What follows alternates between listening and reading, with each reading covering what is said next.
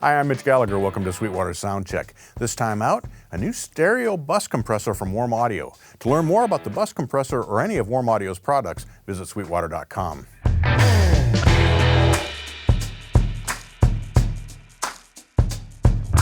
Stereo bus compression is a very popular effect on mixdown. Rock, jazz, country, just about any style of music, you're probably hearing some bus compression on the stereo 2 bus that's coming out of the console or out of the stereo outputs of the DAW. This helps to control the dynamics, of course, but it also seems to do what's called gluing the mix together, which is kind of bring everything together and have it sit as a cohesive whole. One of the most popular stereo bus compressors is a very high-end unit that's found in professional studios, and now Warm Audio has brought that same sound to a much more affordable price point with their bus compressor. To create the stereo bus compressor, Warm Audio went back to the source.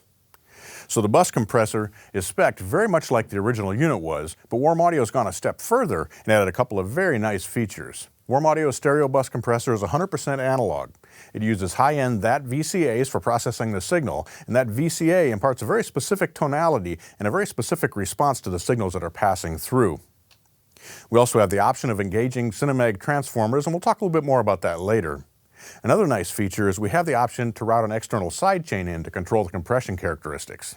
Now, this is a stereo bus compressor, so it's going to be ideal on stereo mixes, stereo keyboard tracks, just about any stereo track that you're processing could be run through this bus compressor. You could also choose to use the bus compressor on a mono signal, of course. You could route a bass, a guitar, a vocal into one side, and then bring the output back out and just process the signal using one side of the stereo bus compressor. Let's take a tour. To begin with, we have an analog VU meter, and this reads out the amount of compression that's being applied to the signal. Our first control is a threshold control, and this sets the level at which compression starts to operate. The attack control determines how long it takes after the signal crosses the threshold before it will begin to be compressed. By setting a longer attack time, you can let more of the transients through, which gives you a bit more detail and a slightly less squash sound. If you turn that attack time down, you'll get a faster response, and it'll pick up those transients as well. The ratio control sets the amount of compression that's being applied, and we have a range here from 1.5 to 1 to 10 to 1. At 1.5, we have very subtle compression. At 10 to 1, we're almost getting into limiter range where we're almost setting a hard ceiling on the signal. The release control is very important. This sets how long it takes for the compressor to release the signal after it passes back below the threshold. Now, you want to set this carefully because if it's not set right, you can get pumping and breathing type of effects. You may or may not want those. When this is set properly, the compression will ride smoothly on top of your signal peaks and won't be picking up things in between. A nice feature of the bus compressor is the high-pass filter, which allows you to control the amount of low-frequency content in the compressed signal.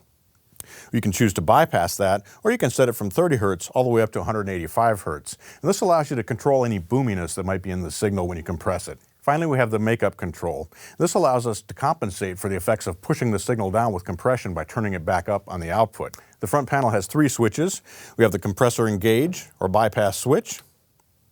We can engage or bypass the external sidechain. And the last one is very interesting because this allows us to completely change the output circuit. Normally, when you're routing with this signal switched off, you're going through an integrated circuit on the output. When we engage this switch, the integrated circuits in the output path are removed, and we engage 2 op-amps, one for each signal path for the right and the left outputs. But more importantly, we also insert a CineMag transformer into the output signal path. That transformer adds a nice round bottom end, adds some harmonic distortion to really liven things up, and also gives us a bit more warmth in the signal. It's a subtle effect, but a very nice effect on a lot of mixes. So having the option of bringing that in and bringing that out is very important with this compressor.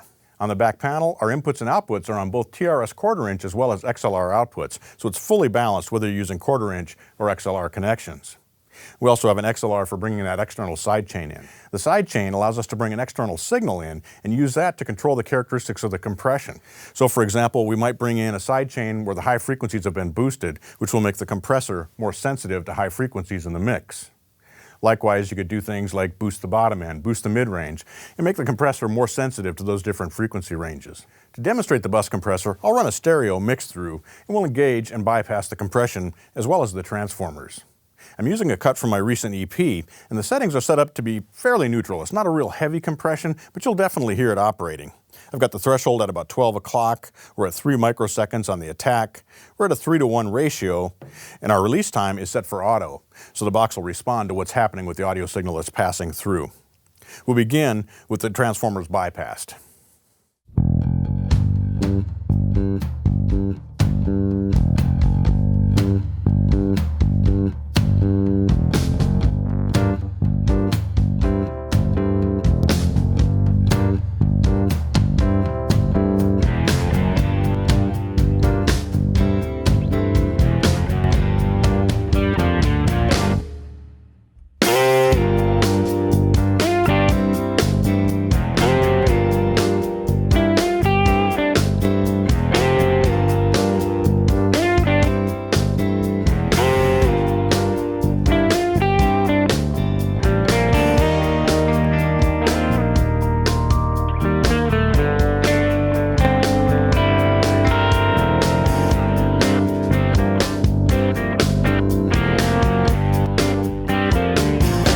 I'm hearing there is the compressor is making everything sound bigger. It's also bringing up some of those softer elements. For example, during the quieter places, you can hear the reverb come up in the hits between the snare drum.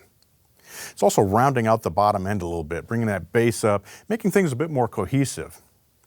When you engage the transformer, you can definitely hear the bass get rounder, and I hear more impact in the very low frequencies of the kick drum. Being able to selectively bypass that, whether you're in compression or not, is a very useful feature of the bus compressor. I hope you've enjoyed this look at Warm Audio's bus compressor. It's an incredible sounding processor that comes in at an even more incredible price point.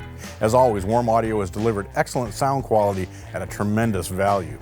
If you're looking for that vintage, highly sought-after bus compression effect, it's definitely inside this box, and having the option of engaging and bypassing that transformer makes it even more valuable for your mixes.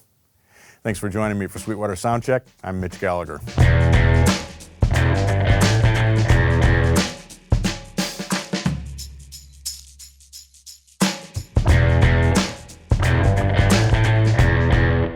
Thanks for watching, and be sure to like, comment, and subscribe. Click here for more videos like these, or start at Sweetwater for all your music instrument and pro audio needs.